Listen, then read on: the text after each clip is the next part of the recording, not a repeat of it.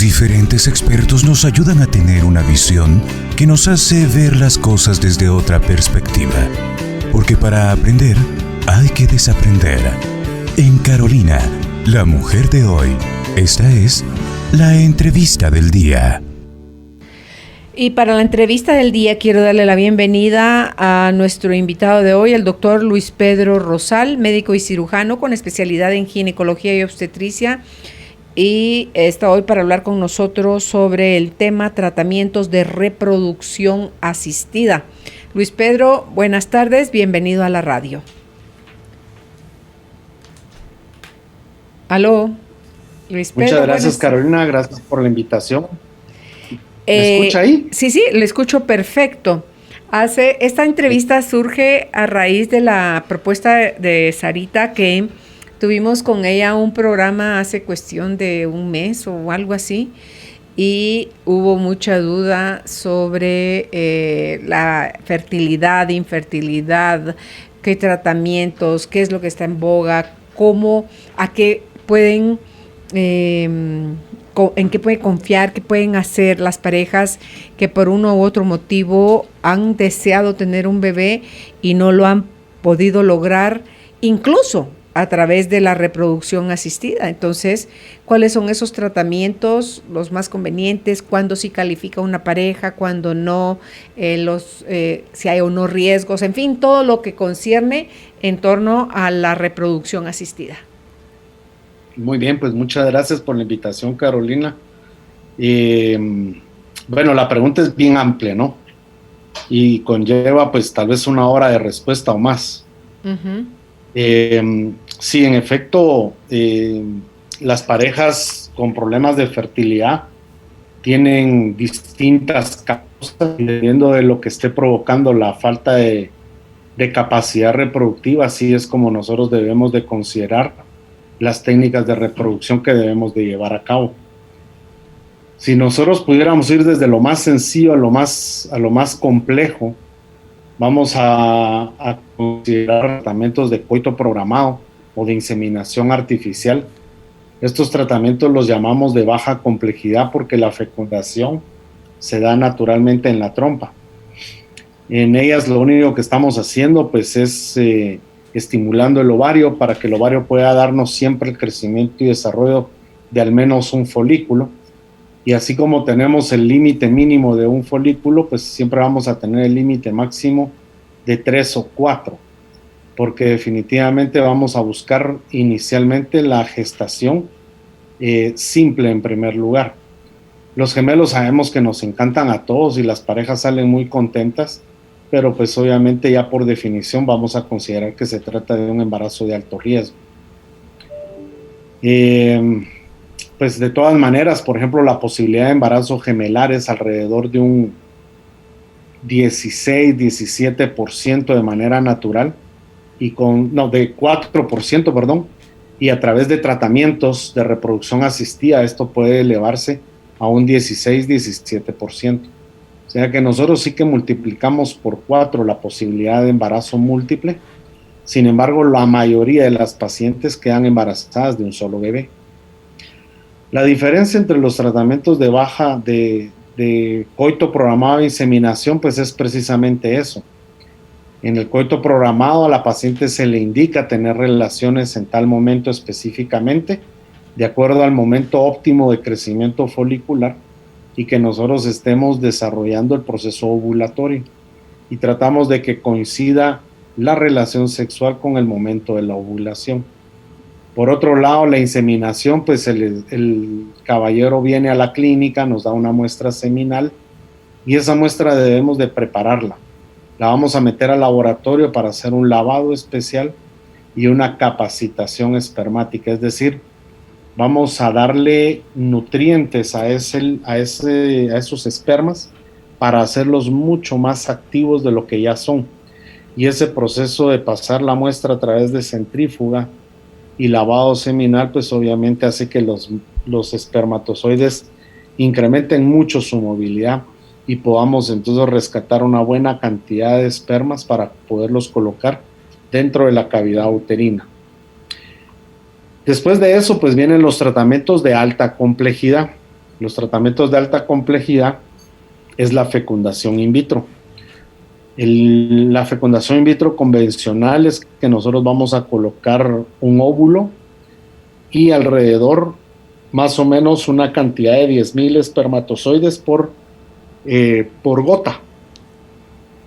Mientras que el otro proceso es un ICSI, en el cual nosotros tenemos el óvulo, elegimos un esperma de la mejor condición posible y esto lo vamos a pinchar dentro del citoplasma del óvulo para favorecer la penetración del esperma dentro del óvulo. Ambos son tratamientos de fecundación in vitro porque la fecundación se da en el laboratorio, ¿sí? Luego nosotros tenemos ciertas condiciones en el laboratorio que nos van a permitir tener varias opciones. Por un lado es un cultivo convencional. El cultivo convencional es cámaras específicas para cada ciclo, donde nosotros tenemos dentro de la cámara a condiciones de oxígeno, de nitrógeno y de temperatura muy estables, y de nitrógeno también, donde están los óvulos y los embriones. Y con esto nosotros podemos llevar el desarrollo embrionario hasta el 5º día de desarrollo. Hay algunos embriones que pueden alcanzar hasta el 6º o el 7º día, pero lo más normal es que en el 5º día están en condiciones óptimas. Ese mismo cultivo también podemos llevarlo a cabo dentro de unas cámaras. Y sí, son cámaras porque esta cámara se encuentra dentro de una incubadora que también mantiene todas las condiciones de oxígeno, nitrógeno, dióxido de carbono y temperatura. Pero a diferencia del otro medio, en esta lo que estamos haciendo es tomándole fotografías constantemente al embrión y a todos y cada uno de los embriones que proceden de esta paciente. Entonces, esto nos va a permitir a nosotros que tomando fotos cada 5 minutos o cada 10 según cómo se haga la programación, al final de 5 o 6 días podemos tener un video de más o menos 3 minutos donde nosotros podamos analizar el desarrollo embrionario de todos y cada uno de los embriones de la pareja.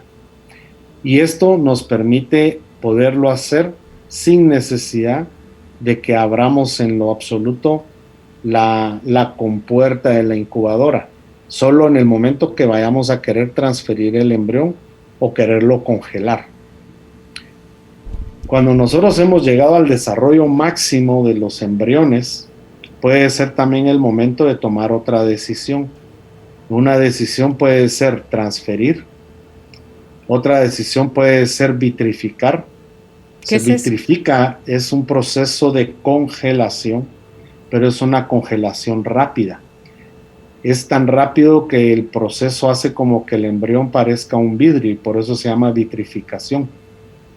Y esto es un método ya no novedoso, pero es lo más adecuado para la congelación de estos embriones que nos pueda permitir sobrevidas posteriormente y darnos una verdadera capacidad de embarazo.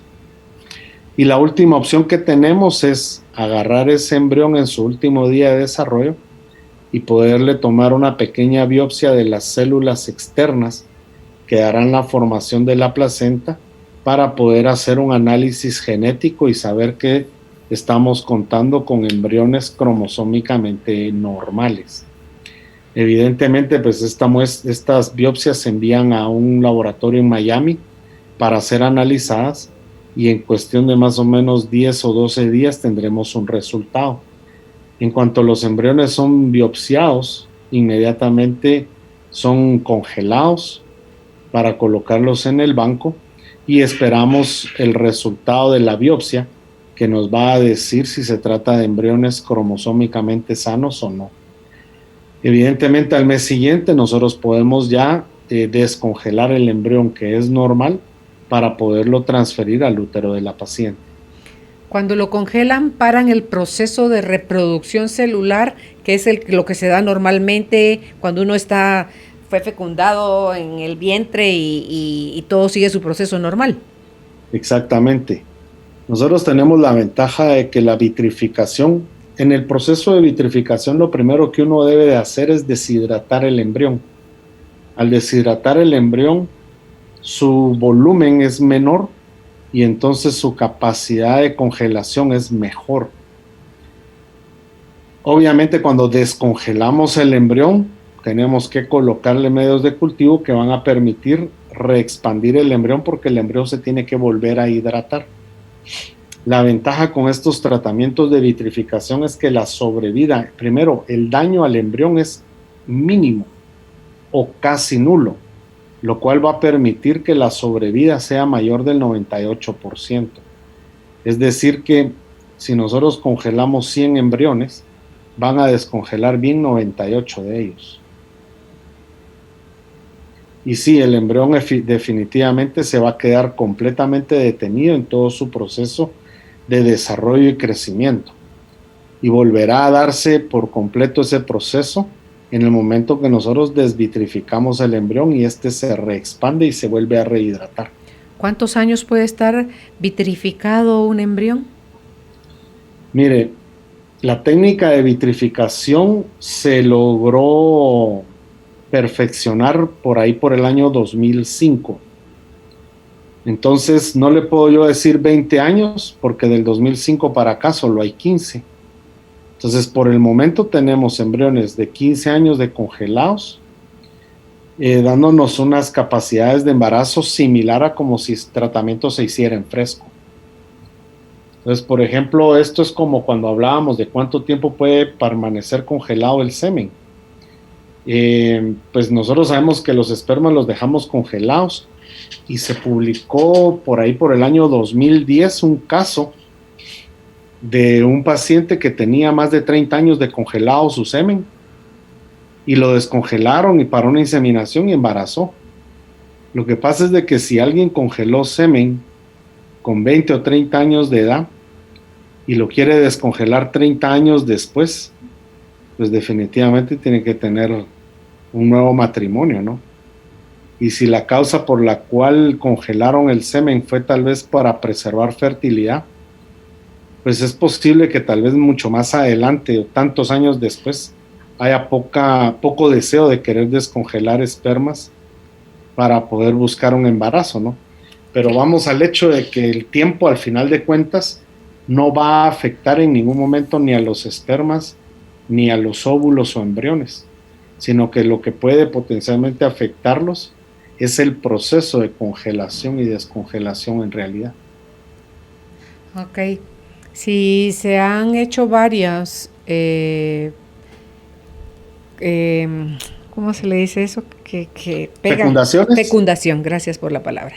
Si se han logrado varias fecundaciones, se toma una o se toma dos, no sé cómo para hacer la inseminación de manera artificial y funciona, ¿qué hacen con el resto de embriones o cuál es la mayor cantidad de embriones que fecundan para después quedarse ahí congelados? Y si más adelante esa pareja ya no quiere esos embriones porque sí funcionó la inseminación, ¿se quedan ahí ad eternum? ¿Cómo funciona? Bueno, mire, pues nosotros hoy en día estamos haciendo cosas distintas a las que hacíamos hace 20 años. Hace 20 años la idea era tratar de estimular los ovarios lo más que pudiéramos. Y esto evidentemente nos daba muchísima cantidad de óvulos. Evidentemente muchos óvulos me van a dar muchos embriones. Y esto pues hacía que yo no solo tuviera embriones para congelar, sino que también para transferir. Evidentemente la posibilidad de embarazo va a ser buena y sí es bien probable que las parejas se queden con un excedente de embriones congelados.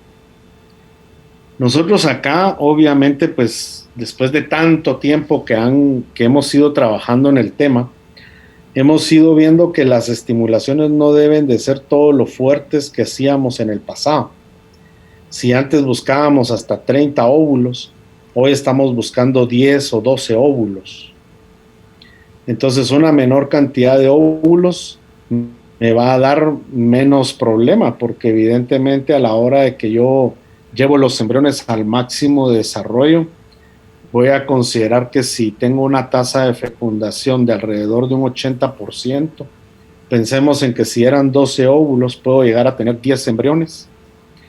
Y de esos 10 embriones puede ser que 4 de ellos lleguen muy bien al momento de máximo desarrollo embrionario. Esto me da la oportunidad de que la pareja no solamente puede obtener un bebé, sino podría incluso hacer un segundo intento de transferencia embrionaria para buscar un hermanito más adelante. Y si en el primer intento de transferencia embrionaria no se lograra la gestación, tenemos todavía otra oportunidad más de transferencia embrionaria para poderlo lograr. Esto nos ha ayudado mucho para disminuir el problema de tener embriones congelados ahí sin utilizarlos. Sin embargo, es evidente que en muchas ocasiones podríamos tener algunas pacientes jóvenes que responden no solo mucho, sino que muy bien, y pueden darnos un excedente de embriones. Y en estas parejas, cuando ya hemos logrado 1 o 2 gestaciones, la recomendación es si quisieran donarlos a otras parejas. Nosotros no tenemos por filosofía casi que en ningún lugar de Latinoamérica el botar embriones. Eso sería en contra de la ética y la moral, y mucho menos si sabemos que son embriones que están bien con una oportunidad de embarazo. Claro. Como mucho nosotros pues preferiríamos mantenerlos congelados todo el tiempo antes de tener que botarlos. Eso equivaldría a un aborto, pues. Por supuesto. ¿Verdad? Ahora, ¿qué tiempo hay de espera entre una transferencia y otra? Si, por ejemplo, la mujer que fue inseminada no prosperó ese desarrollo ya dentro en su vientre, ¿cuánto hay que esperar para volverlo a intentar? Obviamente con otro producto de ella, ¿verdad? Con otro de sus embriones. Bueno, primero tenemos que analizar cuál pudo haber sido la causa de la pérdida gestacional. La causa número 1 se trata de una anomalía congénita incompatible con la vida. Y no se trata de que papá o mamá tengan alguna alteración, sino que se trata de que muy probablemente podemos estar teniendo un embrión en sí con una condición cromosómica nueva, que incluso puede no repetirse en los otros embriones que la paciente pueda tener congelado. Pero si nosotros dentro de todo lo que podemos estudiar a estas parejas logramos encontrar la causa, y la causa no está en la paciente, sino está en el embrión en sí mismo, pues el embrión que está, o los embriones que aún tenemos congelados, podemos optar por hacerles un estudio genético y saber que antes de transferirlos vamos a transferir un embrión que esté cromosómicamente sano. Y posiblemente en 2-3 meses después de la pérdida, la paciente podría estar en condiciones óptimas para poderle transferir de nuevo. Ahora, si la situación está en que fue alguna causa materna la que pudo haber provocado la pérdida, pues esto podría llevarnos posiblemente un poquito más de tiempo en cuanto a perfeccionar el diagnóstico y el manejo que debemos de hacer a ella antes de volver a transferirle embriones.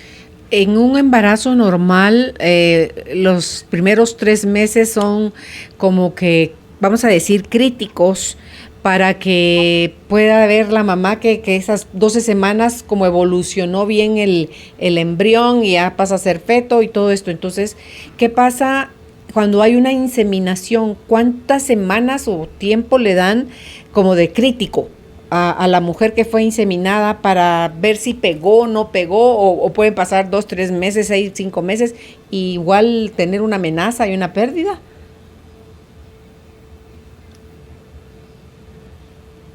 Se congeló. Ahí está.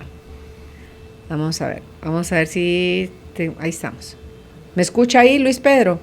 Yo le escucho, sí. Okay. Ahorita ya no le estoy viendo, pero sí le escucho. No importa, pero aquí estoy. Es que se me frizó su imagen por un momento. No sé si logró escuchar mi pregunta. Sí. ¿Cuántas semanas? Bueno, mire, pues...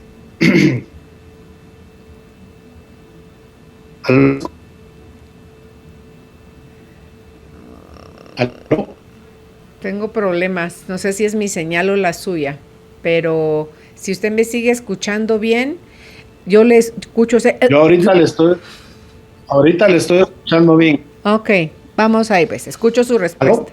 Sí, le escucho. Ahora sí. Sí, dele, Luis Pedro. Ah, Me dice Juan Pablo, si quiere usted, por favor, puede desactivar su cámara, apagar su cámara y nos quedamos solo con sonido para ver si ahí le mejora a usted la señal. Creemos que usted está teniendo ahorita problemas con su señal de internet. Que se me frisa su imagen y se me congela su ¿cómo voz. escucha ahorita? Ahí, hable por favor y vamos a ver. Ahorita, ¿cómo lo escucha? ¿Cómo me escucha ahí? Ahorita bien. Ahorita ya descontextué la... Sí. Sí, definitivamente que las primeras... Se cortó. ¿Qué vamos a hacer una pausa porque vamos a ver que se logre comunicar nuevamente Luis Pedro porque a mí me parece sumamente interesante lo que él nos está contando. Para aprender, porque a veces decimos no a cosas que ni siquiera sabemos cómo funcionan, o decimos sí sin siquiera saber el riesgo también que estamos corriendo, porque más allá de la parte física está también la parte emocional, que también la quiero abordar con Luis Pedro, para que nos diga él si eso pone renuentes a las pacientes a querer seguir buscando la fertilización asistida, la reproducción asistida, o si se dan por vencidas. Hacemos la pausa entonces, Juan Pablo. Ya volvemos. Después de tomarte un respiro, viene la calma. Ya regresa Carolina, la mujer de hoy, por Globo 98.9. Carolina es la mujer de hoy. Confiando en que el problema que tenemos de internet esté resuelto, vamos a continuar en la conversación que tenemos con el doctor Luis Pedro Rosal, médico y cirujano con especialidad en ginecología y obstetricia, y hoy hablamos sobre los tratamientos de reproducción asistida.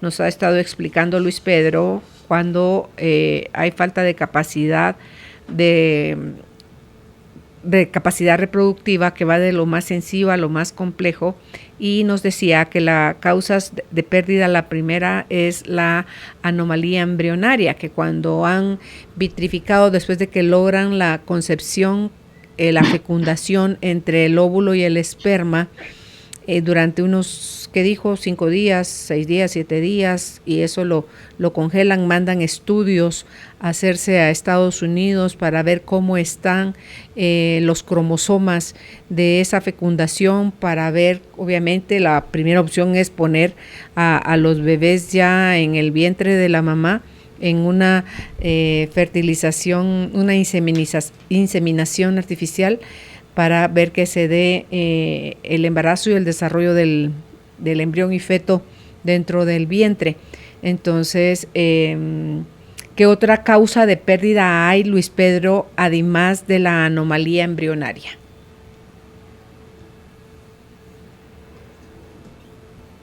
Luis Pedro. Cuando nosotros estamos hablando de pérdidas gestacionales, sí, aló, ¿me escucha? Sí. Aló. Sí, le escucho, Luis Pedro. Cuando nosotros estamos hablando de pérdida gestacional, ¿sí me escucha ahí? Sí. Aló. Sí, Luis Pedro.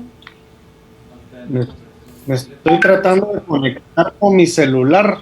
¿Ya le dio acceso Juan Pablo a su celular? ¿Me escucha ahí? Sí, le escucho. Solo que le dé llamar a través de internet a su celular, dice Juan Pablo. Que presione esa opción. Y ya si va a entrar por el celular, vamos a necesitar desconectarnos de la computadora para que no tengamos feedback, ¿verdad? Porque si no me va a sonar un sonido muy raro ahí, doble. Háblele JP. Ahí está. Juan Pablo le va a dar instrucciones para facilitar, porque yo de tecnología sí cero. Luis Pedro, buenas tardes. Ahorita Ahora sí. ahí ya tenemos su audio. Perfecto. Bueno, perdón. No hay problema. ¿Ahora sí me escuchan? Sí, perfecto. Va. Mire, pues cuando nosotros estamos hablando de aborto recurrente, es cuando más podemos determinar un poquito las causas de la pérdida gestacional.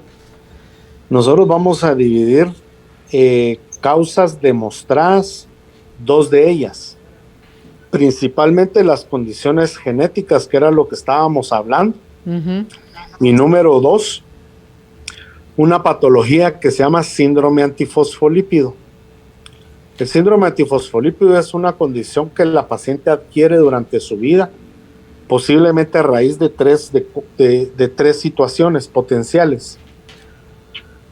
Por ejemplo, algún proceso infeccioso importante que la paciente haya podido tener en el pasado, el uso de tratamientos hormonales o el mismo embarazo en sí.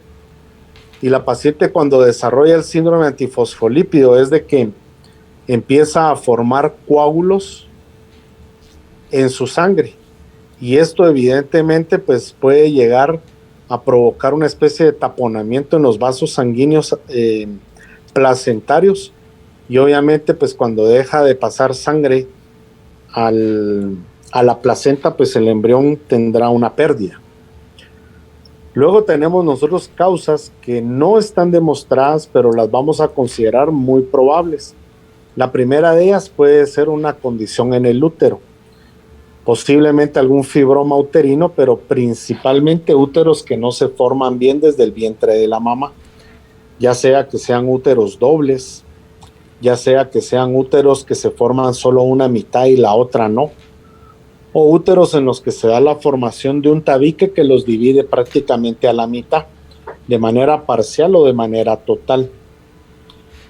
Luego podemos pensar en que la paciente también puede tener condiciones genéticas que le hacen desarrollar mayor riesgo de coagulación sanguínea. Y estas condiciones, pues evidentemente, son heredadas. No son tan probables, pero pues las tenemos dentro de ese rango. Luego tenemos condiciones que no son demostradas, pero son poco probables. Y aquí es donde muchas veces los colegas empiezan a investigar a las pacientes de primero. Por ejemplo, por algún motivo, no lo vamos a entender muy bien, casi que una paciente que tiene una amenaza de aborto rápido empiezan con antibiótico, porque piensan que se trata de una infección urinaria. Y realmente no es así. Sí hay procesos infecciosos que pueden causar una pérdida gestacional, pero no va por una infección urinaria común y corriente. Tendría que ser una infección tan seria que esté afectando básicamente los riñones, lo que llamamos pielonefritis. Ujú. Y por otro lado, pues hay un montón de situaciones que se han querido investigar que probablemente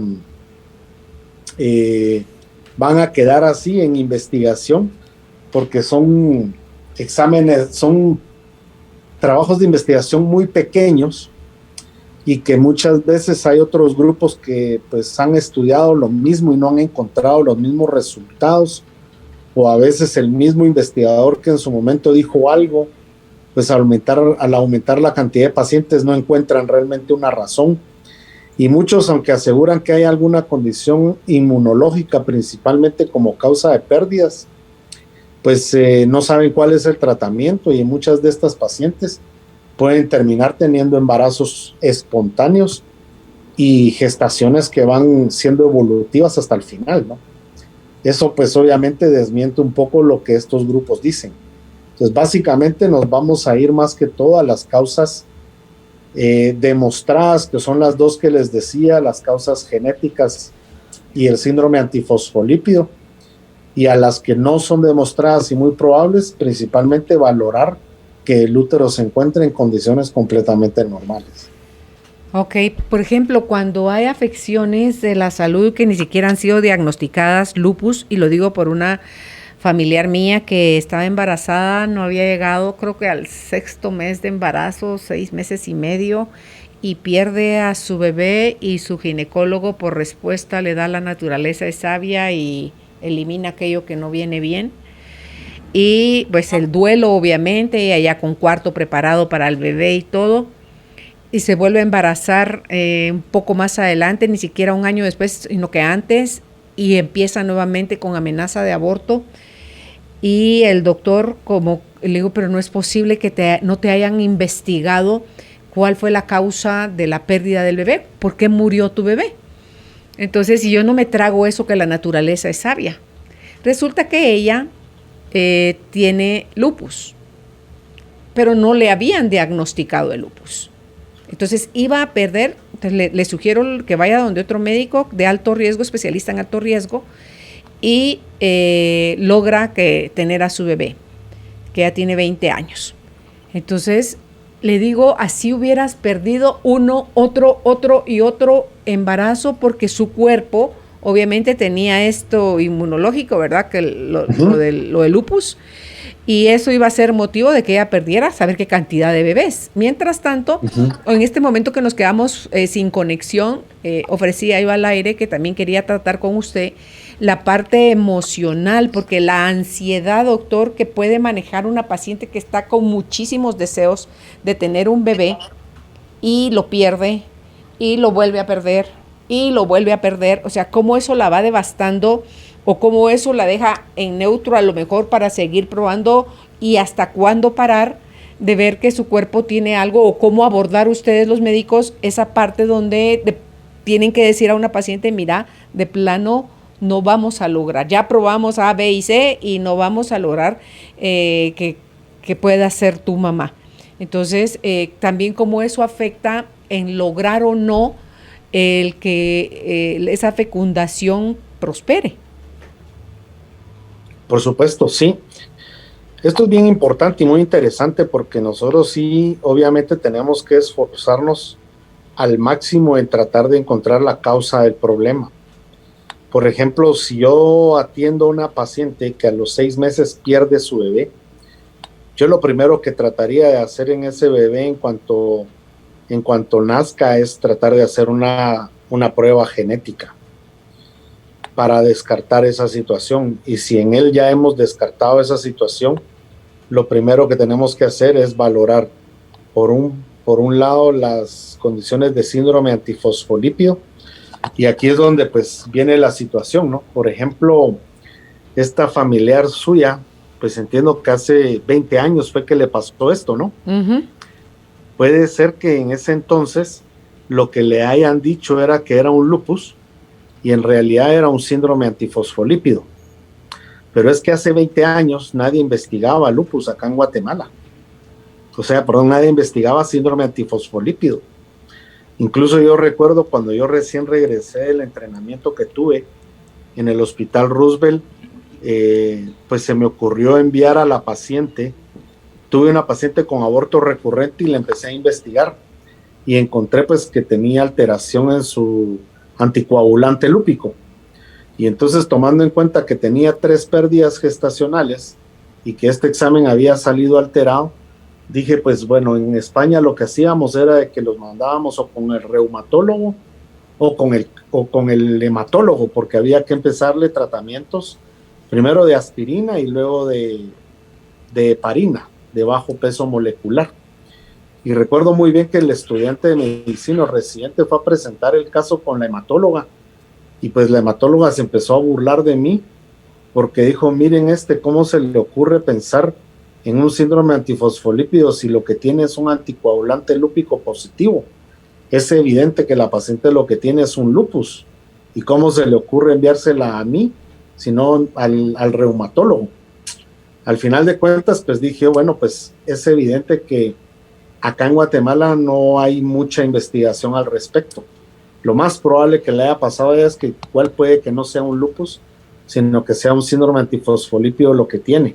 Y esto es importante que la vea un buen reumatólogo para que determine, porque la diferencia de tratamiento y el pronóstico son 2 condiciones bien diferentes, ¿no?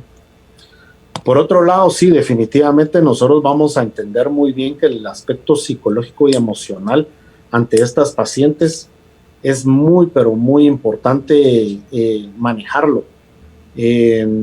Nosotros sí, definitivamente siempre vamos a mandar a la paciente ayuda psicológica y emocional para salir adelante con estos temas, porque en realidad sí es un gran duelo la pérdida gestacional. Y cuando la pérdida gestacional es consecutiva, uno tras otro, realmente esto es poco manejable, no solamente como persona, sino como pareja, ¿no? Y empieza a pensar la paciente o la pareja que nunca van a lograr un embarazo, y empiezan hasta en trámites de adopción y un montón de cosas, que yo les digo, no hay que detenerlos, porque esto de alguna manera los está animando a mantener siempre el tema de querer seguir juntos luchando por el embarazo. Y pues obviamente están en unión pensando en lo mismo, pero la ayuda psicológica definitivamente es sumamente importante. Tan así que nosotros vamos a reconocer que casi la mitad de las pacientes que tienen pérdidas gestacionales consecutivas no vamos a encontrar el diagnóstico certero, porque no se han podido hacer todas las pruebas que se quisieran. Y en estas pacientes se considera que el simple hecho de que cuando estas pacientes se embaracen y nosotros podamos tener desde el inicio todas las pruebas que tenemos que hacer de rutina, una consulta semanalmente con el médico hasta haber alcanzado por lo menos entre 1 y 2 semanas más allá de la última edad gestacional a la que se ha llegado el embarazo máximo. Y el simple hecho de que la paciente sepa que está teniendo acceso a un apoyo psicoemocional, al médico, al uso de progesterona profiláctico, a un reposo relativo, es algo que la paciente en más del 70% de los casos puede ser más que suficiente para que esa siguiente gestación vaya adelante. Entonces sí que definitivamente el aspecto psicoemocional hay que manejarlo de entrada en estas pacientes. ¿No le ha pasado? No solo en las que son... ¿No le ha pasado que pacientes, porque también conozco esos casos, donde no podían, eligen la adopción, adoptan al primer hijo y luego ella ya logra quedar embarazada? Como que al adoptar bajó toda su ansiedad y su obsesión por ser mamá, que ya su cuerpo respondió de manera positiva a tener sus propios hijos, que sí tuvo después sus propios hijos. Sí, hay muchas cosas que se pueden hablar en este sentido. Por ejemplo, nosotros tenemos constantemente pacientes que recurren a tratamientos de coito programado, y lamentablemente el coito programado da muy bajos resultados, porque al final de cuentas la relación sexual se termina convirtiendo en una cuestión obligatoria y no espontánea, y como un disfrute de la pareja. Entonces todo se vuelve ya como que fuera una tarea, y muchas parejas incluso fracasan porque hasta mucho tiempo después le confiesan a uno que realmente las relaciones no las pudieron tener. Cuando estas parejas han logrado ya tener un bebé en adopción, sí, definitivamente que hay un proceso de relajación importante e interesante en estas parejas. Y es evidentísimo pues que el ya tener una relación más relajada los hace empezar a tener pues una relación sexual pues más acorde a lo de cualquier pareja natural, ¿no? Y obviamente pues los embarazos pueden empezar a presentarse de manera natural. Ok. Y usted decía que al esperma lo preparan, lo centrifugan, ya no me acuerdo cuál fue el término que usó, pero que lo revitalizan, digamos, porque no necesariamente es la mujer la que tiene el problema para quedar embarazada, también es el hombre. Entonces, claro. ¿Eso cómo lo manejan? ¿Cuánta colaboración hay del hombre al enterarse que es él el que tiene el problema? Mire, nosotros cada vez vemos un mejor acceso de las parejas a no solamente los tratamientos, sino que también la evaluación inicial. Yo le diría que si nosotros atendemos 100 parejas, 100 casos de infertilidad, sí que me atrevería a decirle que al menos 90 casos de esos vienen con el esposo. Hoy en día es poco probable que el esposo no les acompañe. En cuanto a la causa de infertilidad, nosotros sabemos que el 40% de las causas de infertilidad pueden ser causas de origen masculino, 40% de origen femenino y hay un 20% que pueden ser causas combinadas. Entonces, hoy no es como antes pensábamos, que antes hablábamos, hasta el libro nos decía, evaluación de la mujer infértil. Hoy en día el libro nos habla de la evaluación de la pareja infértil. Entonces sí que ha cambiado mucho la connotación de todo esto. Y antes hasta los libros de literatura nos hablaban solamente de la mujer, no nos hablaban de la pareja como sabemos que hoy en día es, ¿verdad? Sí. Entonces sí que las condiciones han cambiado muchísimo. Qué bueno, porque hay parejas que entre ellos no logran tener bebés, termina la separación porque no todos soportan el no tener familia y vuelve cada uno a hacer su vida por su lado y resulta que el problema era él y ella sí estaba lista para tener familia. Entonces, pero Exacto. me alegra que esté ese cambio, que sea 40 por el hombre, 40 por la mujer y 20 por causas combinadas, porque eso, no es que sea eso saca a la así, y no gente es de que la sea así ignorancia. ahora. ¿Mande? No es que sea así ahora, así ha sido siempre. Sí, pero ahora lo publican, Sí. ahora lo publican de manera diferente. Antes el estigma Exactamente. caía sobre la mujer, o sea, la que no servía para tener hijos era ella. Entonces Claro. había que desecharla porque y es que también a los extremos de la ignorancia, doctor. Cuando quiero un hijo varón y tú solo hijas mujeres me das, o sea, la culpa es tuya, mujer.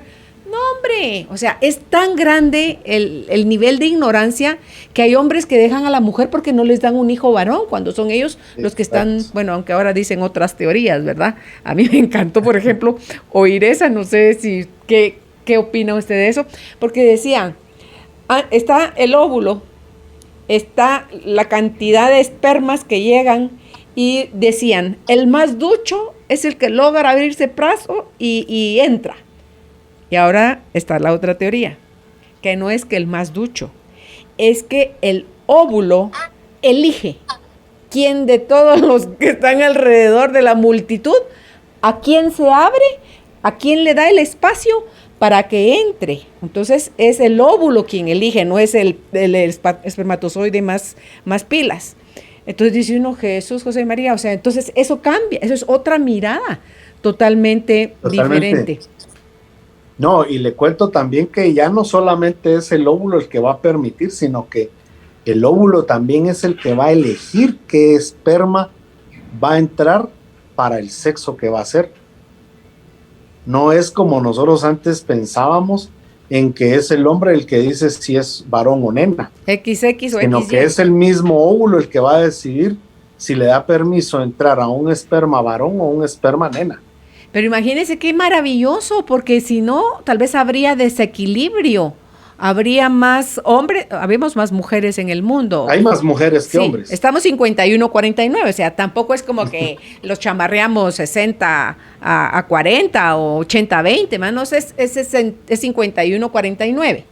También debe de ser por algo. Y nada aquello que porque hay 7 mujeres para un hombre, ¿verdad? No es esa mirada.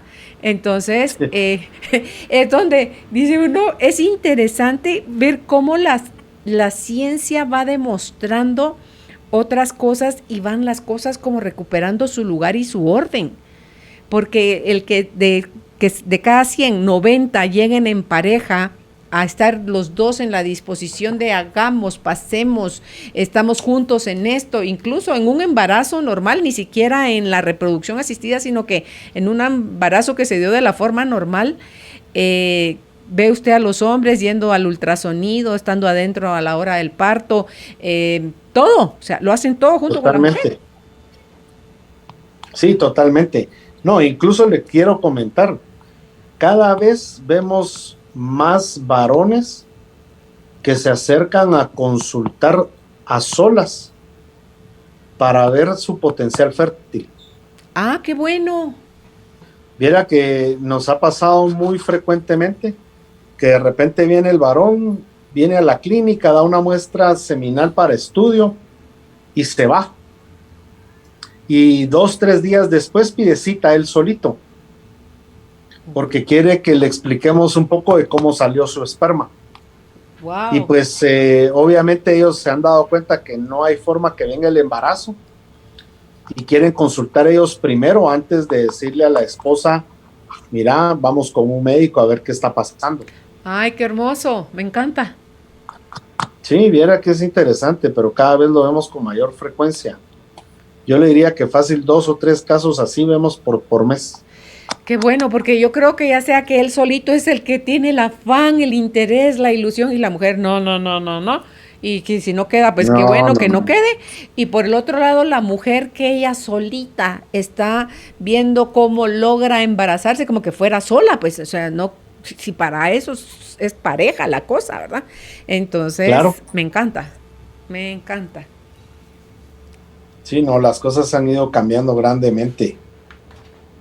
Y el abordaje que nosotros hacemos realmente siempre es un abordaje de pareja y no de mujer infértil, ¿va? Cuando es una reproducción asistida, la gestación va a durar igual las 40 semanas o buscan que el bebé nazca antes o ¿cómo lo manejan? Es exactamente igual, Ok, porque siempre vamos a tener una fecha de última menstruación y a partir de ella vamos a hacer los cálculos de la edad gestacional. ok. O sea que en realidad no vamos a tener para nada esa situación de que se trata de embarazos adelantados, aunque nosotros sabemos muy bien a ciencia cierta cuál es la fecha de fecundación y de implantación. Pero siempre vamos a hacer para fines prácticos de hacer certificados médicos y calcular edad gestacional y comparar la edad gestacional por ultrasonido, siempre determinamos una última menstruación. Ok. Y de ahí más o menos 2 semanas, ¿verdad? O sea, Sí, porque la edad gestacional a término es entre las 37 y 40 semanas de edad gestacional. Hay quienes todavía meten dentro de lo normal de las 40, 42 semanas, pero yo creo que eso es más un tema para medicina pública, donde uno pues no conoce a las pacientes, ¿no? Pero en lo privado, pues nosotros siempre vamos a conocer a la paciente desde las primeras 5 o 6 semanas de gestación. y ustedes además por las medidas del bebé en el vientre saben en qué proceso va, en qué periodo, en qué semana va. Exactamente. O sea, si la mamá de plano, porque si hay mujeres que de plano no tienen la más remota idea de cuándo fue su última menstruación, ante todo cuando tienen menstruaciones irregulares, Sobre todo, claro. ¿verdad? Ah, pues me encanta todo este tema, que puedan las personas encontrar aquí en Guatemala especialistas como usted que puedan acompañar y dar toda la información, porque me imagino si yo fuera la que estuviera pasando por eso, Dios santo, yo iría pidiendo tiempo, o sea, para que el doctor pueda explicarme, no sé si aquí solo todo es pros o si hay pros y contras, cuando sí, cuando no, hasta cuándo lo dejo de intentar, tengo que someterme primero a una serie de tratamientos antes de pensar siquiera en una reproducción asistida, en fin. Mire, todo en la vida conlleva una decisión y toda decisión tomada conlleva beneficios y riesgos. Como que yo, por ejemplo, me metiera a una sociedad anónima y obviamente pues la sociedad puede fracasar o puede ir adelante. Y obviamente pues yo puedo venir con mi pareja y decir, queremos un embarazo, pero ese embarazo, por muy natural que se logre, tenemos riesgos teóricos de amenazas de aborto, de amenazas de parto pretérmino, de amenazas o riesgos de poder tener un proceso hipertensivo del embarazo, de diabetes gestacional. Entonces, si eso mismo nos puede ocurrir a nosotros en una gestación espontánea, no vamos a ser distintos en una gestación de reproducción asistida. Ahora, es evidente que las pacientes que necesitan muchas veces los tratamientos tienen edades más avanzadas que probablemente el promedio de edad de las pacientes que logran embarazos naturales. Y obviamente pues ese incremento de la edad puede conllevar un mayor riesgo en el embarazo en sí. Como puede ser, por ejemplo, que yo no es lo mismo que compare pacientes con 39 años primera gestación a pacientes con 25 años primera gestación. Obviamente las pacientes de 39, aún así siendo embriones completamente normales, estas pacientes pueden tener más riesgos de diabetes del embarazo, de hipertensión inducida por el embarazo, de retardo del crecimiento intrauterino, más riesgo de cesárea que el resto de pacientes, ¿no? Ok, interesante, porque yo sí me he dado cuenta que no sé si es la alimentación, el estrés, el cigarro, el alcohol, el estilo de vida, la mala alimentación, o sea, todo, porque hoy a las patojas les cuesta como que más embarazarse, cuando finalmente lo logran son embarazos de alto riesgo y cuando dan a luz suelen ser más cesáreas que parto natural. Entonces digo yo, ¿qué está pasando? Que eso está variando cada vez más. Me decía el otro día un doctor que entrevistaba también aquí en la radio de lo que es la hipertensión, ya sea gestacional, que es solo transitoria, ¿verdad? O la preeclampsia, que con el riesgo de convertirse en eclampsia, y entonces han visto que ahorita durante este periodo de la pandemia como que se han incrementado más esos casos. Sí, bueno, mire, se han hecho estudios en comunidades muy conservadoras. Hay estas comunidades de menonitas y otras similares, donde también en ellas se ha ido a valorar esta situación de procesos de infertilidad. Y pues todo lo que usted dice tiene mucha lógica, ¿no? Y cuando nosotros nos trasladamos a estas comunidades donde todo es comer sano, hacer ejercicio, no vicios, uno pensaría que esas parejas, o sea, podrían tener muchas mayores capacidades de embarazo. Y ahí está que no. Las condiciones de infertilidad son iguales en todas las sociedades, en todas las comunidades. El 15% de las parejas a nivel mundial tienen problemas de fertilidad. Es decir, que 1 de cada 7 parejas va a tener problemas. Y no importa en realidad si han sido condiciones en relación a el consumo de drogas, de alcohol, de tabaco, porque incluso en condiciones de una vida muy, muy natural y muy normal y muy sana, también estos problemas de fertilidad se pueden dar. Ok. Usted mencionaba hace un ratito sobre la edad, que obviamente no es lo mismo en una mujer de 25 que en una de 39, el proceso, ante todo, a nivel de la reproducción asistida. Pensaba yo, en el caso de los hombres y la calidad de su esperma, ¿el hombre puede ser papá hasta cuándo? ¿Hasta 60, 70, 80, 90, hasta siempre? Mire, teóricamente sí.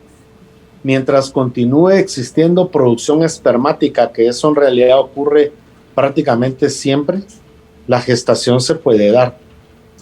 Pero empezamos a ver ciertas condiciones, más que condiciones de infertilidad, son condiciones de disfunción sexual probablemente. Y por eso es que estos pacientes necesitan muchas veces de tratamientos especializados.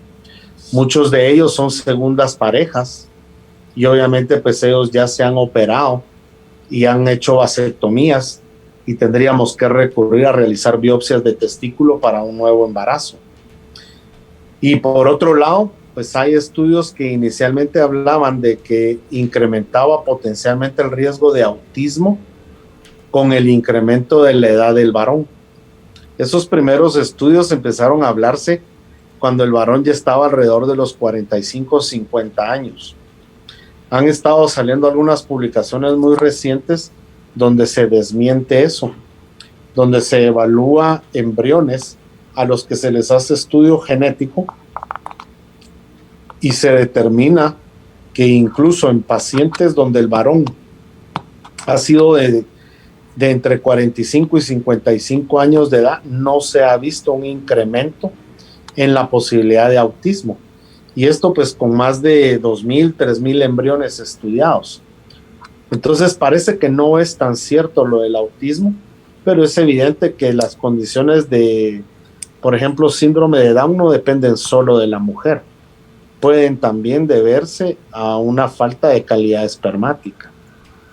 Entonces sí que definitivamente, aunque el varón puede pasar mucho tiempo más pudiendo provocar embarazos, pues con la edad hay muchas cosas que pueden hacer que deban de recurrir a tratamientos de reproducción asistida. Ok. Cuando se hace, usted decía de hacer una ultrasonido, no fue la palabra que usó, para testicular, cuando se han hecho vasectomía a los hombres. ¿Perdón? Biopsia testicular. Biopsia.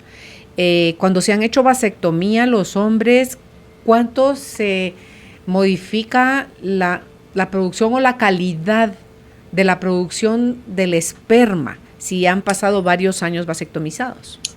Sí, puede variar mucho. Nosotros, por ejemplo, tenemos bastante bien evaluada esta parte.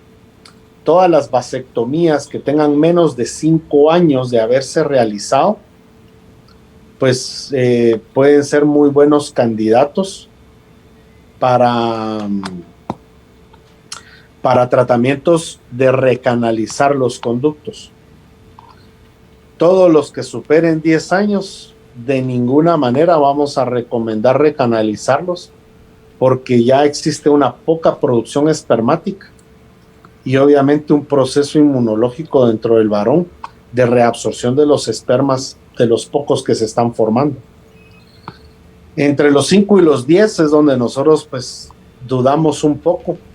Nosotros por políticas básicamente de querer generar embarazos pues de la mejor manera posible y más rápida, siempre vamos a recomendar que después de 5 años de la vasectomía hagamos biopsia de testículo, porque vamos a tener excelentes resultados y posiblemente los resultados tras la recanalización son mínimos. Ok.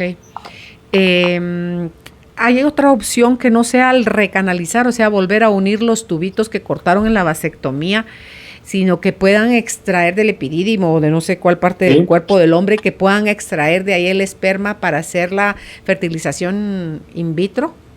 Sí, definitivamente nosotros podemos localizar el epidídimo y solo con una aguja pinchar a nivel del epidídimo y sacar de ahí los espermas. Si de ahí no lográramos encontrar, entonces ya tendríamos que hacer una abertura a nivel del escroto para acceder ya sea de manera directa hacia el epidídimo o ir directamente al testículo para hacer una pequeña biopsia de él. O sea que sí es posible. Y me imagino que eso debe ser más barato que el recanalizar.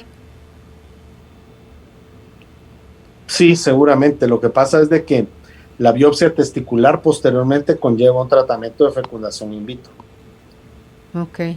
Sí, porque pienso, a lo mejor ya es una nueva pareja y no es que quiera tener 5 hijos con ella, pero a lo mejor sí uno, ¿verdad? Entonces, hacer como con esa técnica del epidídimo en lugar de recanalizar nuevamente los tubitos. Por eso nosotros siempre que tenemos pacientes que quieren hacerse vasectomía, siempre les vamos a recomendar que por lo menos congelen 2 o 3 muestras de semen antes de operarse. Porque si llegan a tener algún arrepentimiento en la pareja, pues solo se descongela y se hacen inseminaciones.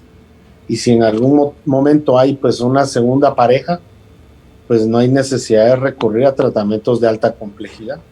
Sí, que le preguntaba a alguien aquí en la franja de preguntas si en Guatemala hay bancos de esperma y cómo funcionan. Sí, nosotros tenemos nuestro propio banco y el mismo paciente viene a congelar su propia muestra de semen previo a someterse ya sea a la vasectomía o a tratamientos de quimio o radioterapia antes de que les quiten un testículo por cáncer, por ejemplo, para que ellos puedan venir a congelar libremente. Ok, sí, imagínense, que bueno, eso no se me había pasado por la mente. O sea, sí, o por cáncer en la próstata o cualquier otra parte y pierden como esa función, ahí está el esperma guardado. Exacto. Es caro el tener esos archivos, dijera el otro, o sea, el tener esos el esperma No, en el banco. no, mire,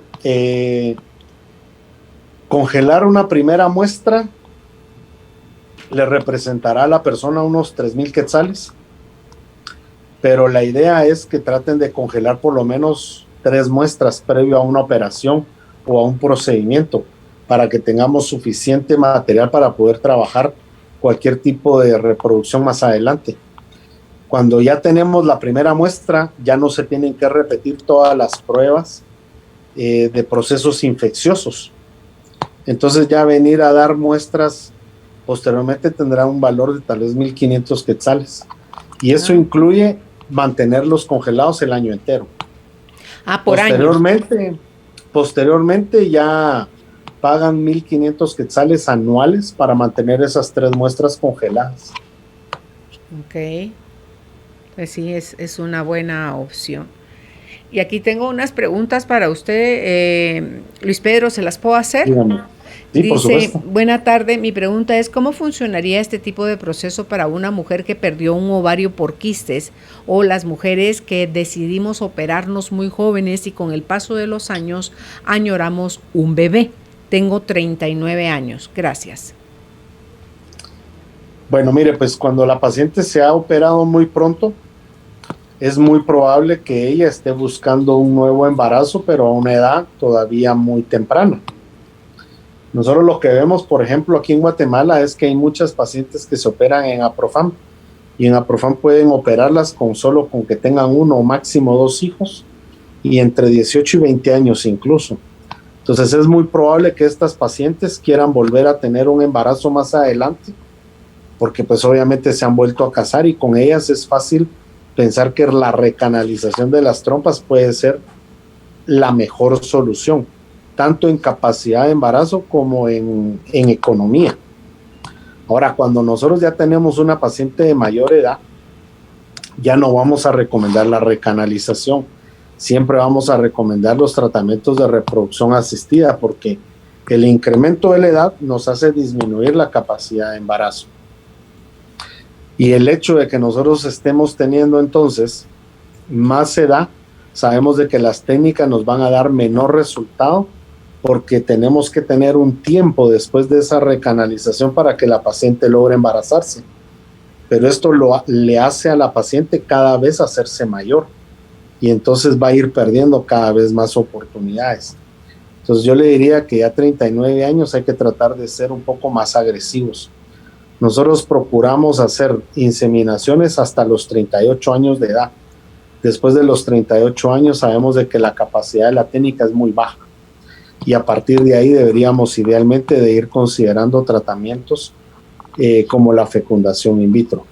Ahora, cuando a la paciente le han quitado un ovario o le han operado el famoso drilling ovárico por los quistes foliculares que le llaman síndrome de ovario poliquístico, sabemos de que la paciente evidentemente tras esa cirugía está perdiendo una capacidad importante de sus ovarios, porque a futuro evidentemente esto le va a traer ciertas consecuencias negativas para lograr embarazos. Ellas deben de apurarse posterior a las cirugías, porque evidentemente a la hora de que ellas se han operado, pues pierden una cantidad importante. Sin embargo, pueden tener condiciones óptimas en cuanto a que los óvulos que producen son óvulos de buena calidad aún. Sí. Entonces, 39 años ya le han operado, pues casi que yo le diría que si hacemos una in vitro sería la opción ideal. Ok, ahí conozco, Claudia se llama ella. Ella tenía menos de la mitad de uno de sus ovarios, como un cuarto de ovario. Y con eso ya tenía 2 hijos. Y según ella, con ahí se quedó y ya no iba a quedar embarazada ni nada. Obviamente no se cuidó y tuvo gemelos. Con ese pedacito de ovario tuvo gemelos. Así que ahora tiene 4 hijos. Claro, eso puede pasar. Nosotros recientemente tuvimos que hacerle un tratamiento de fecundación in vitro a una paciente alrededor de 25 años de edad. Tenía más o menos de 7 a 8 procedimientos quirúrgicos hechos, todos ellos por quistes ováricos. Y obviamente pues le restaron una capacidad importante al ovario. Cuando hicimos una estimulación ovárica que normalmente podría darnos alrededor de unos 20 óvulos, por más que le dimos con mucha fuerza a ella, nos dio solamente 3. Sin embargo, los 3 embriones llegaron al desarrollo máximo de laboratorio, con excelente calidad. Y pues al final, gracias a Dios, se embarazó y ahorita pues está con un embarazo único, ¿no? Pero la ventaja con ella era que aunque tuviera muy poco, eran muy buenos. Ok. Que eso es lo que le debe haber pasado a Claudia, porque tenía la mitad de un ovario y tuvo gemelos. Le dice, buena tarde, muy bonito programa. Mi consulta y duda es, yo ya me operé para no tener bebés, pero ¿será posible hacer algo para volver a tener uno? Gracias por su respuesta, pero en este caso no da la edad y usted ya le dijo a la otra señora que sí es posible. Sí, va a depender de la edad en ella ahora. Ajá. A más joven, recanalización puede ser una buena opción. A mayor edad, siempre que sobrepasen los 35 años, pensar idealmente en la fecundación in vitro. Yo admiro esas cirugías y los tubitos son una cosita pues así súper delgadita y ahí están los cirujanos reuniendo esos tubitos. Qué barbaridad. Claro. ¿Verdad? Claro. Dice, ¿qué exámenes debe hacerse un hombre para saber si es estéril o no? Básicamente es un espermograma. Así de sencillo. Pero el espermograma idealmente hay que hacerlo bajo ciertas condiciones. Muy sencillamente es solamente tener de 2 a 7 días de abstinencia sexual. Ya con el espermograma nosotros vamos a tener una gran cantidad de información que nos va a permitir poderle decir al paciente cuál es esa capacidad que puede tener. Para quienes no sepan qué es un espermograma, es llevar la muestra del esperma, o sea, de una eyaculación en un frasquito, o van al centro donde los asisten y ahí les dan el frasquito, les dan material pornográfico si quieren estimulación visual y pues ya eyaculan en el frasquito y esa es la muestra que dejan para que sea estudiado en el laboratorio el esperma del hombre. A ver, dice, ¿cuántas veces se puede realizar una persona un tratamiento in vitro? ¿En qué momento, al no lograrse el embarazo, ya se recomienda no seguir intentándolo? Bueno, es bien compleja la respuesta. Yo recuerdo cuando estuve en España, una pareja que se hizo 12 fecundaciones in vitro. Y pues obviamente al final logró 2 bebés, ¿no? La situación básicamente es de que lo que no podemos nosotros hacer es hacer un tratamiento que no haya funcionado y pensar en que voy a repetir otro tratamiento exactamente igual al anterior, pensando en que voy a tener un resultado distinto. Si nosotros hemos tenido, por ejemplo, una pareja que logra el embarazo, que se hace un tratamiento, por ejemplo, y que obviamente con un tratamiento de fecundación in vitro convencional, de lo más sencillo que hay, vemos que la tasa de fecundación es baja, a pesar de ser muy jóvenes, a pesar de parecer todo normal, y que el desarrollo de los embriones no fue tan óptimo a futuro, y que obviamente no hubo embarazo, nosotros sabemos que esta pareja debemos de ofrecerle cosas distintas. Por ejemplo, si en el primer intento hicimos fecundación in vitro convencional, pues en un segundo intento debemos de realizar un ICSI para forzar la entrada del espermatozoide al óvulo. ¿Qué es un ICSI? El ICSI es la inyección del espermatozoide dentro del citoplasma del óvulo. Entonces le vamos a dar una menor tarea a ese esperma de que pueda entrar con facilidad.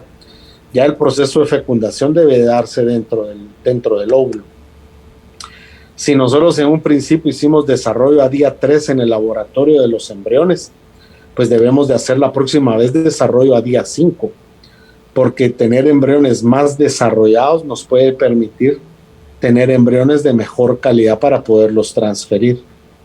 Y si nosotros vemos que de repente hemos tenido muy mala capacidad de que los embriones lleguen a día 5, o que esos embriones de día 5, a pesar de que parecían muy buenos, no logran la gestación, pues posiblemente recomendar el estudio genético de esos embriones sea lo más correcto. Y por otro lado, es de que en aquellas pacientes que estamos transfiriendo embriones y posiblemente es una repetición que estamos haciendo y ya sabemos que vamos a obtener 1 o 2 embriones óptimos para transferir, la otra recomendación sería estudiemos el endometrio para saber con certeza qué día debemos de transferir ese embrión, porque sabemos que la ventana de implantación puede estar abierto en un solo momento y esa ventana puede desplazarse desde 12 horas o 24 horas antes a lo que pensábamos, o puede pasar lo contrario, de que esa ventana de implantación esté abierta más tarde.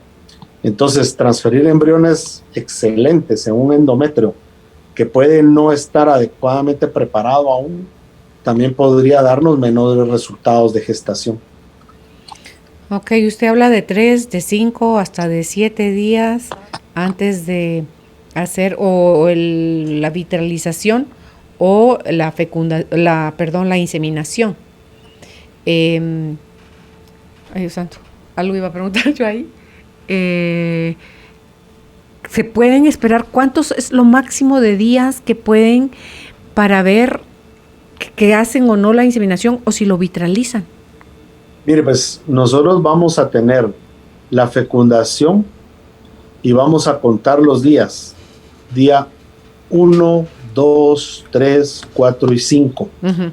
Lo más típico es que en el día 5 del desarrollo embrionario ya vamos a tener lo que llamamos blastocistos, que son los embriones de máximo desarrollo en el laboratorio. Algunas veces ese embrión, ese proceso de desarrollo a blastocisto lo puede hacer más tarde.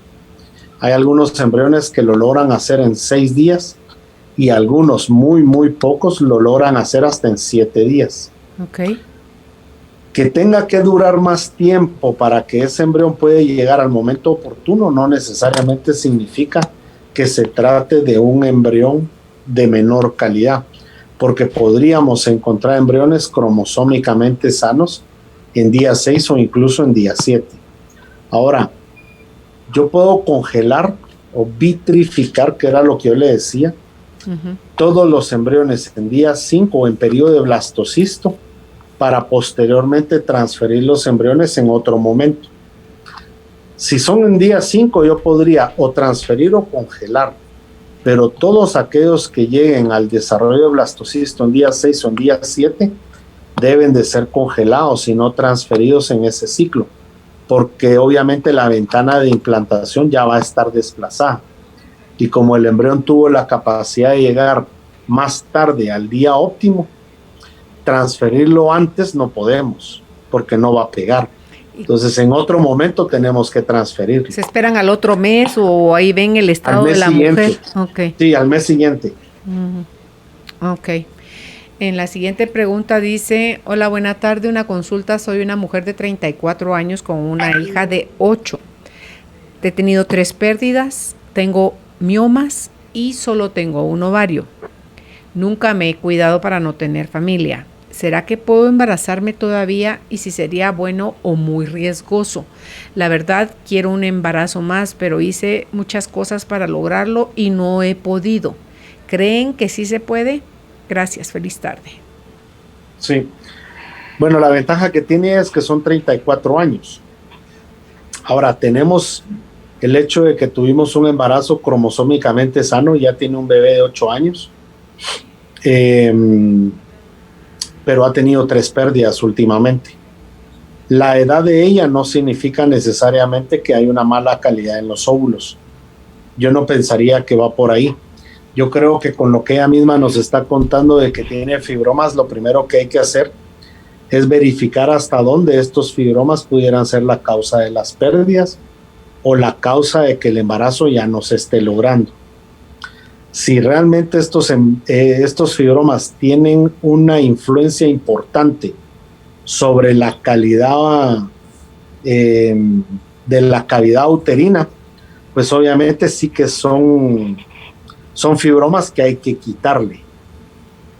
Ahora bien, si la causa por la cual le quitaron el ovario es después de las pérdidas o de la primera gestación, puede ser que haya tenido una cirugía por la cual haya formado adherencias, y por las adherencias puede que le haya estado costando lograrse embarazar, pero habría que ver en qué orden fueron las pérdidas y esa pérdida del ovario también. O sea, eso es lo que habría que determinar. Y el Y sí, estado, 34 años no es alto riesgo. y el estado de los miomas, porque esas charadas crecen así como de repente, crecen un montón, de repente se quedan así más tiempo, pues del mismo tamaño, Claro, ¿verdad? Dice, muy buenas tardes, tengo 40 años, hace 4 meses tuve un embarazo anembriónico y me tuvieron que hacer legrado. ¿Será posible volverme a embarazar ya que por mi edad no sé si puedo quedar embarazada otra vez? Gracias. sí, ella puede volverse a embarazar. Lo que pasa es de que lo que le ocurrió muy probablemente va de la mano de la edad que ella tiene. No significa que esta alteración siempre se va a repetir. Nosotros tenemos pacientes que no logran embarazarse y tenemos pacientes que se logran embarazar, pero el embarazo no llega a casa. Entonces, ella está logrando embarazarse. Y si realmente ella se casó ya muy grande y hasta ahora está lográndose embarazar, en principio no es problema de lograrlo, sino de que cuando se logre sea un embrión adecuado. Pero eso va de la mano del incremento de la edad. Entonces, de que le puede volver a pasar, por supuesto que le puede volver a pasar. Hacer en ella un tratamiento, por ejemplo, el coito programado de inseminación, quizás no sea lo más indicado, porque nosotros con esos tratamientos pues solamente vamos a adelantar algún proceso, pero no analizar que se trate de un embrión cromosómicamente bueno. A nivel Latinoamérica o Guatemala, porque yo puedo ver en Estados Unidos y en Europa, doctor, que cada vez las mujeres de más edad es cuando están empezando o se disponen a tener bebés. ¿Cómo estamos en Latinoamérica en relación a la edad y el deseo de embarazarse? Cada vez más igual. Okay. Nosotros mismos acá en Guatemala, en nuestro propio centro, hace más o menos 7, 8 años, la edad media por la cual consultaban por primera vez las pacientes era alrededor de 33 años. Hoy, más o menos 7, 8 años después, la edad promedio a la que consultan por primera vez es 38 años. Yo estoy empezando a ver mucho lo que aprendí en el extranjero, que era básicamente lo que hacíamos allá. Casi que las pacientes era su primera consulta con 37, 38 años de edad.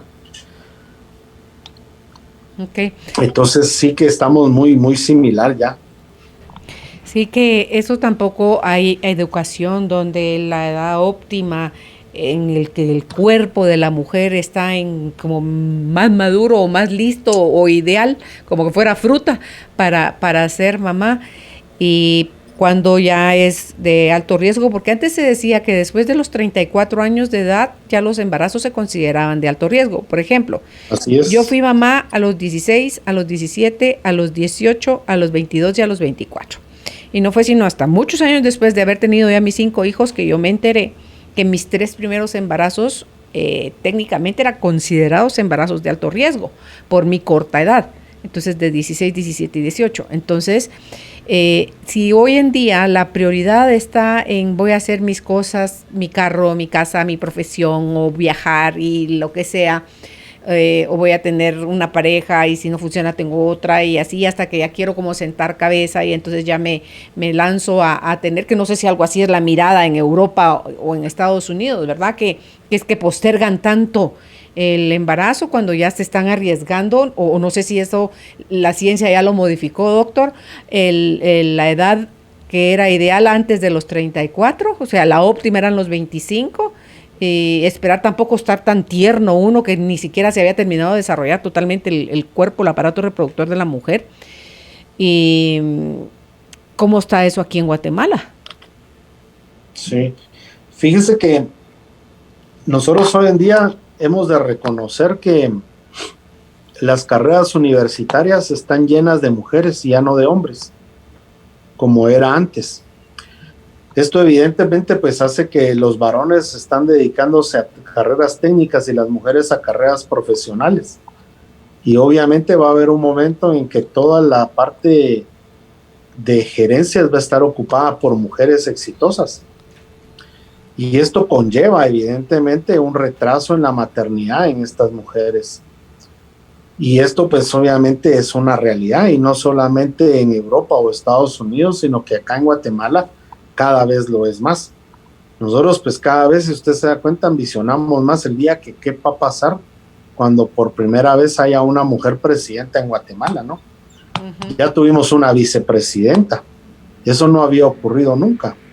Y obviamente pues nos topamos que hubo 3 candidatas entre presidente y vicepresidenta en las últimas elecciones, y va a haber el momento que todo eso va a llegar. Esto pues evidentemente conlleva ese retraso importante. Sí, la mayor capacidad de embarazo va a estar entre los 18 y 25 años de edad, y por eso mismo es que nosotros estamos hablando de preservación de fertilidad. El tema resultó por pacientes con problemas de cáncer, donde se recomendaba que estas pacientes con cáncer, antes de someterse a los tratamientos, que primero guardaran sus óvulos y que luego se sometieran a los tratamientos. Hoy en día las sobrevidas de los tratamientos de cáncer son bastante buenas, bastante elevadas, y entonces estas pacientes, el día que se recuperan y de repente quieren hacer su vida, y dentro de ella es buscar un embarazo, muy probablemente por el tratamiento que se les ha realizado, necesitan después hacer tratamientos con óvulos donados. Pero ellas, si pudieron haberse hecho su tratamiento antes de tratarse, o sea, de guardar sus óvulos, pues ellas pueden optar a hacerse un tratamiento con óvulos propios de cuando ellas eran mucho más jóvenes. Ok. Entonces eso es bien importante considerarlo también. Claro, es una muy buena opción. En la siguiente pregunta dice: mi hija tiene problemas en las trompas de falopio y el esposo ya se hizo exámenes del esperma. Le dijeron que no tiene espermas. Ellos están muy decepcionados. Mi hija dice que cuando le va a venir su menstruación le duele mucho, y le dijeron además que tenía quistes en los ovarios. ¿Ahí qué se recomienda? Bien. Bueno, primero hay que valorar la causa por la cual no hay espermas. Entonces, las trompas en este caso particular da exactamente si están abiertas o no. Porque aunque estuvieran abiertas, el hecho de no encontrar espermas, pues nos haría ir a tratamientos con biopsia de testículo. Y obviamente, pues querer buscar una gestación genética de ambos nos hace hacer un tratamiento de fecundación in vitro con estos espermas que encontremos en la biopsia. Por eso aquí lo importante es tratar de entender la causa por la cual el paciente no produce espermatozoides. Ahora, si no encontramos la causa, pero estamos pensando en que se trata de una condición en la cual el testículo no tiene capacidad de producir espermatozoides, puede que aún yendo nosotros a biopsia de testículo no encontremos espermas. Entonces será ahí donde ya nos preocuparemos por investigar bien las trompas de ella, porque la opción de tratamiento sería semen donado. Semen donado, que eso también ustedes lo manejan, o sea que hay donadores que solo dan su esperma y dicen ahí úsenlo para quien necesite fertilizar óvulos, y obviamente esos donantes no se conocen, pues no sabe uno quién es el papá.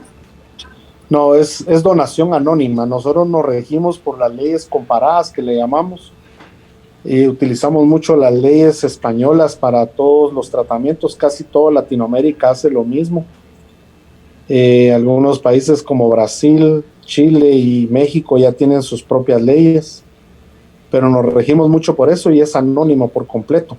Y los donantes de semen pues tienen que llenar ciertos requisitos. hacen algunos test psicológicos para darnos cuenta que todo está bien, una entrevista clínica, un examen físico.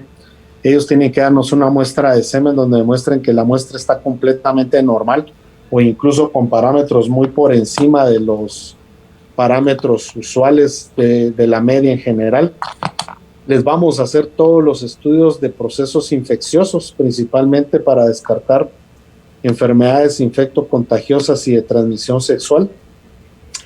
Y si todo esto está perfecto, les vamos a hacer un estudio de cariotipo para ver que los cromosomas de ellos sean sanos. O sea, sí cuidan mucho todo eso. Sí. Ok.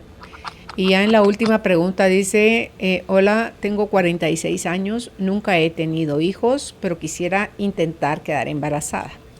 Hace como 5 años intenté un par de inseminaciones artificiales, pero era una época de mucho estrés. Todos los exámenes que me han hecho salieron bien. No padezco de ninguna enfermedad. ¿Cree que es posible? Por supuesto. Lo que pasa es de que con ella lo que tenemos que hacer es un tratamiento de fecundación in vitro, pero con óvulos donados. La posibilidad de que ella logre embarazarse con 45 años de edad y óvulos propios es menos del 1%. Sí, 46 años. Sí. Sí. Ella tendría que buscar la ayuda con óvulos donados, y sí se puede. Siempre y cuando pues en ella tenemos que hacer también ciertas evaluaciones, porque nosotros vamos a tratar de mantener una edad máxima o un límite a la edad a la cual la paciente puede embarazarse, y lo hemos fijado en los 50 años de edad. Por arriba de los 50 años pues ya no lo consideramos adecuado, porque sí que incrementan mucho todos los riesgos, ¿no? Pero con 46 años, si las pruebas, si la evaluación clínica de ella y su evaluación cardiopulmonar es normal, no tendría ningún inconveniente en someterse a un tratamiento. Sí, yo tengo amigas de 50 y 1 y 3, algo así, que parecen de 30, pues o sea, están nítidas. No solo físicamente, emocionalmente, económicamente y en un montón de sentidos. Entonces yo creo que mi pregunta ahí es, doctor, así como me explicó que cuidaban la calidad y el tipo de donante de esperma, hay donadoras de óvulos. ¿Cómo Exacto, y lo cuidan igual? Exactamente igual. Ok. Exactamente igual también. Sí, bueno pues... Ahora, lo que pasa es de que las pacientes, por ejemplo, estas amigas suyas, pues están bendecidas, ¿no? Porque sí. lucen muy bien. Sin embargo, lo que no puede ser es de que el ovario viva más allá de los 50 años generalmente. Entonces, su capacidad reproductiva natural termina porque termina. Claro. ¿Cuál es? Aunque su expectativa de vida pueda ser alrededor de los 80, 85 años. ¿Cuál es la edad más grande de mujer que usted ha visto que todavía ovule y menstrue y que ovule y menstrue, todavía vemos pacientes a los 52, 53 años, que nosotros pensaríamos que ya estaban en menopausia y vienen a contarnos que tienen una regla completamente normal. Okay. Pero es lo que menos vemos, ¿no? Ya esas edades gestacionales lo más probable es que ya no estén ovulando porque ya no tienen capacidad de folículos en sus ovarios. No, y también yo creo que hay como una edad donde uno debe de reproducirse si de verdad se quiere reproducir, porque ya después de una edad hay que revisar la parte emocional, las intenciones, porque bueno, tengo la suerte de conocer tanta gente que otra que decía, yo no me quiero quedar sola, que si mis hijos crecen y me voy a quedar sola y no me quiero quedar sola, y tuvo un hijo con síndrome de Down. Entonces, sí. Hecho, no se va a quedar sola, porque este hijo, sí, que es su hijo más chiquito, es el que la va a acompañar y la acompaña a todas partes. Entonces, ¿cuáles son nuestras intenciones de quedarnos embarazadas para no quedarnos solas? No se trae al mundo, diría Ricardo Arjona en su canción, alguien a quien le vamos a cargar nuestra compañía y nuestra felicidad y nuestro... No. Es bien complejo, sí, es bien, muy, muy complejo. Definitivamente que habrán pacientes que pues están pensando precisamente eso, ¿no? No me quiero quedar sola el día que esté viejo o vieja, ¿quién va a ver por mí? Y pues sí, esas son cosas muy delicadas. Y pues insistir para después tener un bebé con alguna alteración también es, Sí. pues es más difícil, ¿no? Y dijera yo que en Malaya a los 18 años ya uno ya no tiene nada que ver con los hijos. No, los hijos son para siempre. Y no es lo mismo tener yo un hijo, Exactamente. claro, de 15 años, cuando tengo 40 y lo tuve a los 25, ya mi hijo tiene 15 y yo tengo 40, a decir tengo 60 y tengo un hijo de 15 años, Claro. ¿verdad? Entonces ya la energía, ya todo no es lo mismo, de verdad. Pero qué Sí, bueno es que como haberse educado con el abuelo o la abuela. cabal, ya no son papás sino abuelean. Que ¿Verdad? exactamente. Entonces ya estos chicos lo que menos van a tener es disciplina y ya nos metemos a un montón de cosas más que no tienen nada que ver con la fertilidad. Sí, es totalmente cierto. Pues qué bueno que está ahí la clínica de ustedes. ¿Cómo se llama la clínica de ustedes, Luis Pedro? Gestar, Centro Clínico Gestar. Centro Clínico Gestar, de gestación. Sí, de Gestar. gestación. Ok, y el teléfono de la clínica es 2205-2626. Excelente, sí, así es. Ok, repito entonces, la clínica 2205-2626 es el número de teléfono. Si las mujeres que nos escribieron hoy y tienen ilusión de tener un bebé, pueden ir con el doctor Luis Pedro Rosal, hacer todos sus estudios, sopesar pros y contras y pues ver la factibilidad de una reproducción asistida. En Facebook los encuentran como Gestar, de gestación, ¿verdad? Gestar Guatemala. Sí. Así que muchísimas gracias, Luis Pedro, por haber aceptado nuestra invitación y pues éxito y bendiciones en la tarea que realizan en la clínica Gestar. Muchas gracias, Carolina. Un fuerte abrazo, le agradezco mucho. Hasta pronto. Un placer, hasta luego. Chao. Atrevernos a ver las cosas de manera diferente. Abrirnos al conocimiento para manifestar la vida que deseamos. Esto fue la entrevista del día, junto a Carolina, la mujer de hoy.